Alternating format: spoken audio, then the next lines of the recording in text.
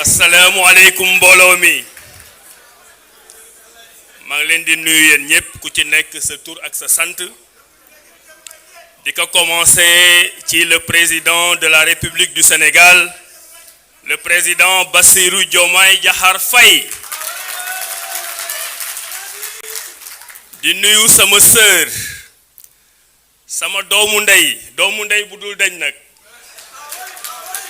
Madame Aminata Touré de le féliciter pour l'excellent travail que vous avez fait au nom de cette coalition.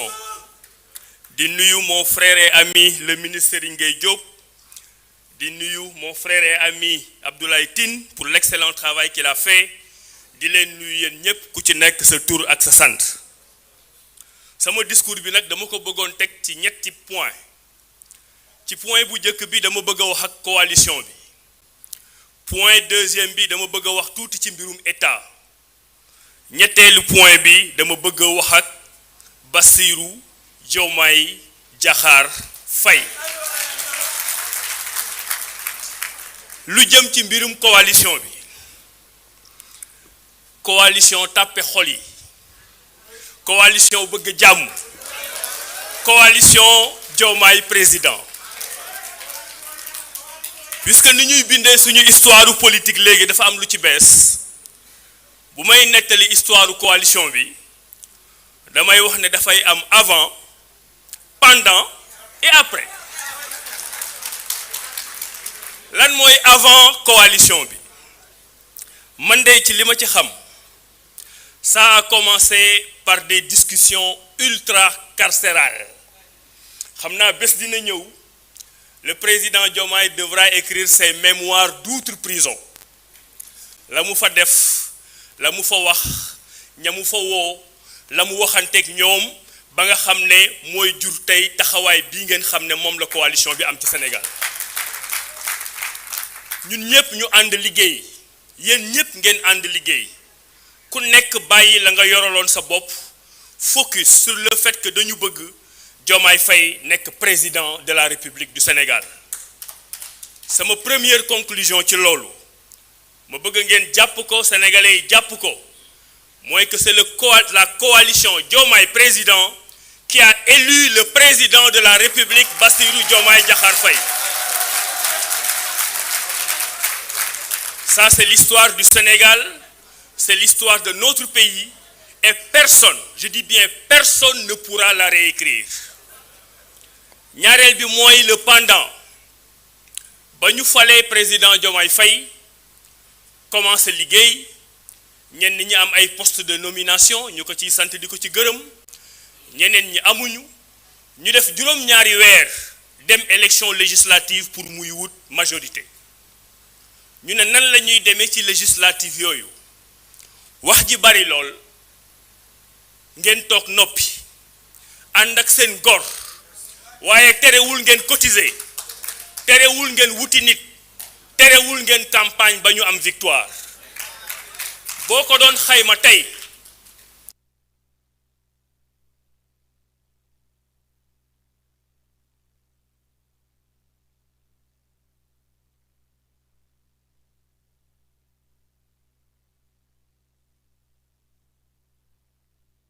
taxawaay kaay ànd ak ñun ñu liggéey ngeen gagné éliminatoire dem gagné match de poule gagné huitième de finale gagné quart de finale gagné demi-finale ànd sax gagné finale ci élection législative yi ba ñu waree joxe coupe yi xam nga bu ñuy joxe coupe dañuy summi maillot yi ñu soloon di football sol ay t-shirt yu ñu bind vainqueur gars yi nag bëgg a jël t-shirt yooyu sol ko bind ci vainqueur ne ñoom ñoo gagné c'est la coalition Diomaye qui est allé chercher la victoire aux élections législatives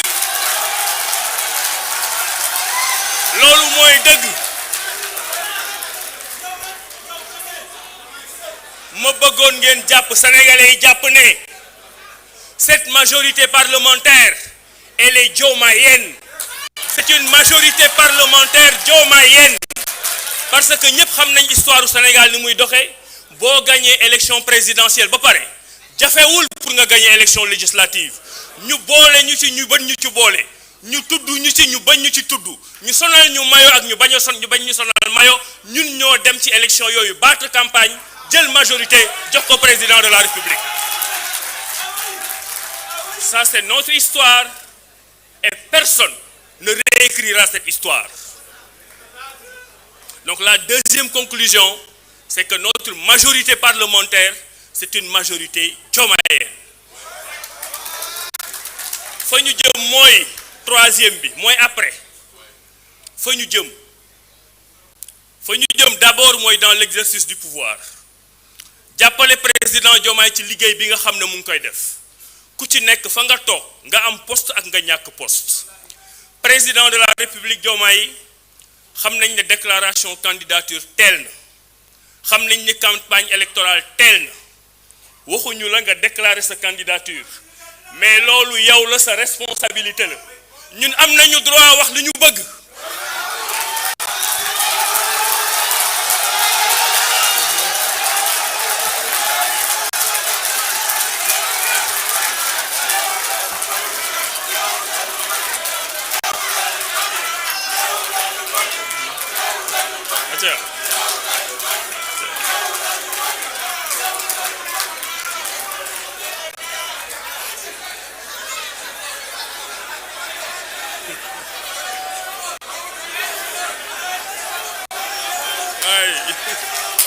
Diomaye 2029 and beyond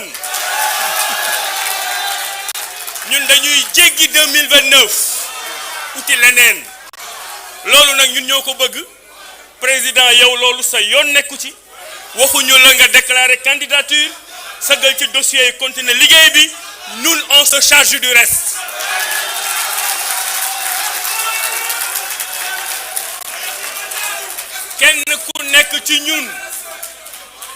kenn ku nekk ci ñun mosoo gagné fenn parce que kenn ku nekk ci ñun cabine téléphonique nga mais on va essaimer des cabines téléphoniques partout au Sénégal dëkk boo fa dem di nga gis cabine téléphonique bu borom cabine téléphonique ba gagné cabine téléphonique yëpp gagné Sénégal ñu fal le président de la République Bassirou Diomaye Faye loolu laa bëggoon wax ci coalition bi sama deuxième point ma wax tuuti ci état ci ñetti point yu gaaw ànd nag président Bassirou Diomaye Faye tukki gis ko mu wax ci public gis ko mu wax avec les communautés sénégalaises déglu naa ay discours am lenn loo xam ne mën nañ ci ànd tey ñun coalition Diomaye président mooy ce pays-là c'est la République. Nous ne pouvons pas nous accommoder d'un parti-État. Nous ne pouvons pas nous accommoder d'un État-parti. Parce que nous sommes la République du Sénégal. Alors, ni parti-État, ni parti-État, ni État-parti. La République, rien que la République.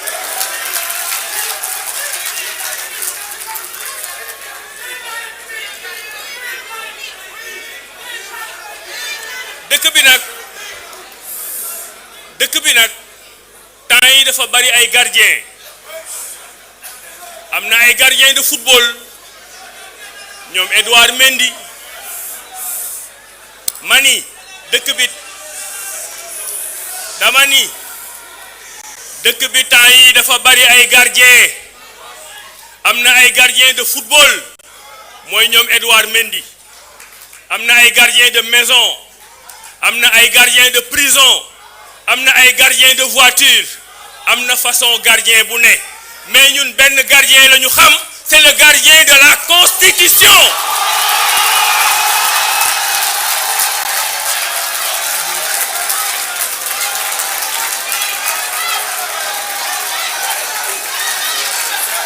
Le gardien de la Constitution. La République, rien que la République. Ni parti-État, ni État-parti.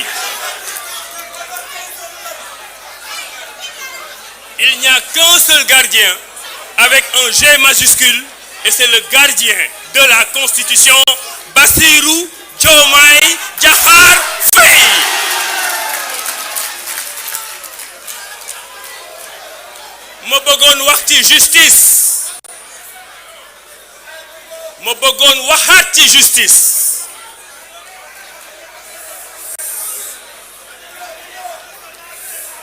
chers compatriotes,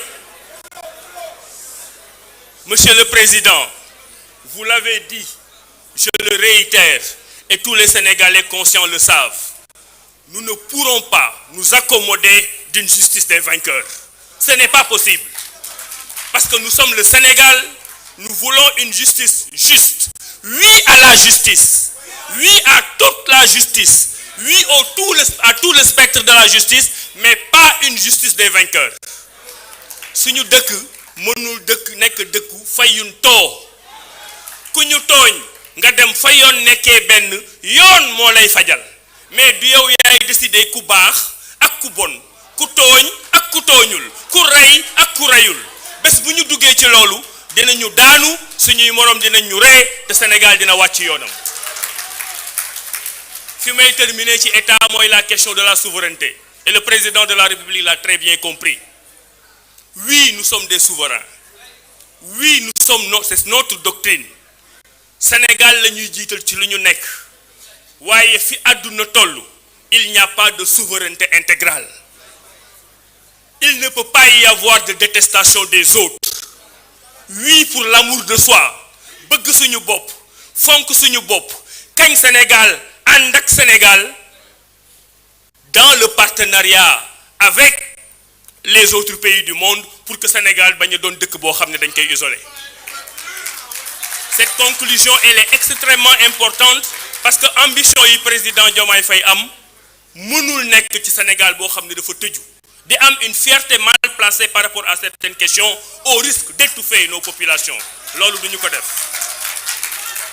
Fi may terminer mooy sànni ay kàddu ci le président d'honneur de notre coalition.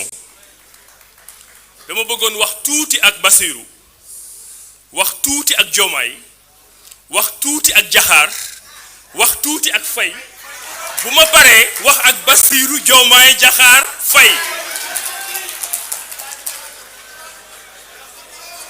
Diomaye bëgg nga liggéey non Bassirou moo bëgg a liggéey Diomaye muy ñëw Bassirou bëgg nga liggéey. Je vous ai observé. Je vous ai vu, je vous ai scruté, je vous ai analysé et je sais que vous êtes un homme de dossier, vous êtes un homme extrêmement compétent et intelligent. Te li may wax nii dem leen ngeen xool les archives d'il y a 2 ans ba ñuy door a former suñu gouvernement madame Taye bu ñuy woowee Walfadjri maa ngi ci sol benn t-shirt bu nekk bleu et blanc. Le président Diomaye Faye va vous surprendre. Et il est en train de nous surprendre. Et il va continuer à nous surprendre par la qualité avec laquelle il traite les dossiers de l'État. Kooku mooy Bassirou. Diomaye nag moom dafa mën a muñ. Diomaye ak yaa mën a muñ. Diomaye mooy muñ lu kenn ci ñun mënul muñ.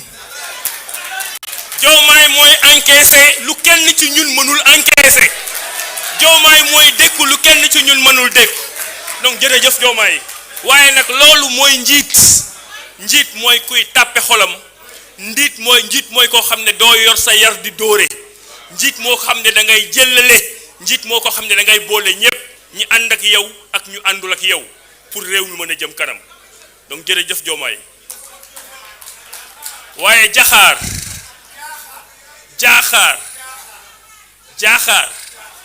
aka noppi aka tekkaaral waaye nag ci tekkaaral boobu ci ngay xamee la qualité des grands hommes am na cër yoo xam ne buñ ko doon joxe loolu la wolof wax mbaam sëf moo ciy ëppale da ngay dal da ngay noppi da ngay déglu da ngay analyser da ngay xam fu àdduna jëm nga joxoñ gaa yi topp la donc jërëjëf Diakhar mu des nag Faye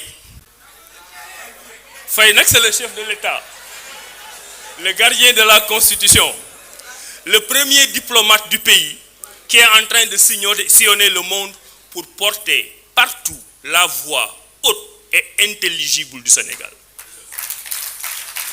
Dans la lignée du président Léopold Sédar Senghor, nous restons un pays de dialogue. Nous sommes des partenaires avec tous les pays du monde. Président Faye, loolu bul ci mës a jóge.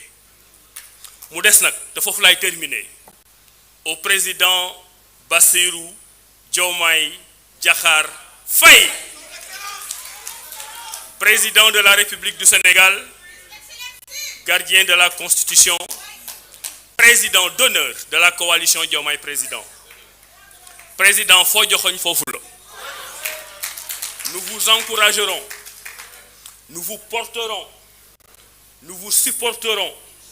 Nous ne ménagerons aucun effort pour que vous soyez celui qui va continuer son mandat tranquillement, qui va semer, qui va récolter durant ce mandat et qui va aussi semer des graines qui ne pourront germer qu'au-delà de 2029. maa ngi leen di sant di leen gërëm wasalaam.